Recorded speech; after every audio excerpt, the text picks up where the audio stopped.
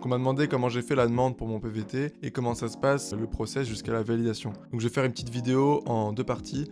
La première du coup c'est les conditions d'éligibilité pour pouvoir demander le PVT et la deuxième partie c'est mon expérience, mon retour, comment j'ai fait pour l'avoir. Donc parmi les critères pour l'avoir, il faut déjà être français, être âgé de 18 à 30 ans compris, donc vous pouvez faire le dépôt de votre demande jusqu'à la veille de vos 31 ans, ne jamais avoir fait de PVT, ne pas être accompagné d'enfants, être en bonne santé et respecter l'accord des termes du PVT entre les deux pays, donc à savoir pour moi la France et le Japon. Donc voilà, moi je remplissais déjà tous ces critères, donc j'ai pu faire cette demande de PVT. Cette demande se fait par mail directement sur le mail de l'ambassade, donc c'est un mail qui donne directement sur le site en fait. Dans le mail, il faut mettre son nom, son prénom, il faut mettre aussi son numéro de téléphone, son adresse là où on vit, son domicile. Et dernier point, il faut mettre une photocopie de son passeport en pièce jointe, ça c'est super important. Et surtout quand vous faites cette demande, il faut la demander au consulat dont vous dépendez. Donc ça se passe régionalement à peu près. Et par exemple, moi j'étais en banlieue parisienne, donc c'était celui de Paris,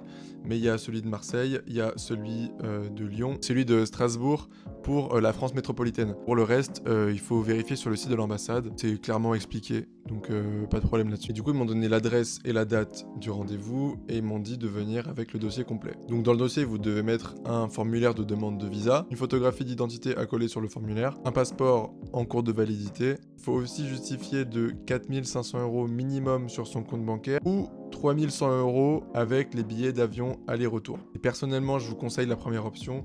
Ayez 4 500 € sur votre compte bancaire, comme ça vous êtes flexible sur vos billets. Ensuite, une lettre style lettre de motivation et vous expliquez pourquoi est-ce que vous voulez faire ce PVT et pourquoi au Japon. Il faut aussi du coup mettre un CV et surtout un projet détaillé de votre séjour. Donc ça c'est la partie qui va vous prendre le plus de temps. C'est en gros un parcours détaillé de tout ce que vous allez faire. Donc vous allez devoir mettre les villes où vous allez aller, les logements, la nourriture, combien ça coûte, les activités, bref, vous devez détailler tout votre programme sur 1 an dans ce dossier. Pour finir, un certificat médical attestant de votre bonne santé et que vous pouvez du coup faire votre PVT sans problème. Maintenant que tout ça c'est dit, pourquoi est-ce que je m'y suis repris à 2 fois pour avoir mon PVT?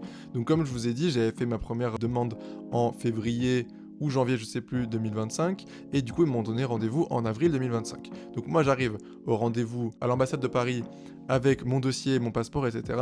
Je présente le tout et j'attends une semaine parce qu'en fait on laisse notre passeport et notre dossier une semaine et après on vient le chercher et c'est à ce moment-là du coup qu'on a la réponse favorable ou défavorable sur notre PVT. Et si je me suis repris à 2 fois, vous l'avez bien sûr deviné, c'est que je l'ai pas eu une première fois. La raison c'était surtout, faites attention à ça d'ailleurs, j'avais mis que j'allais continuer à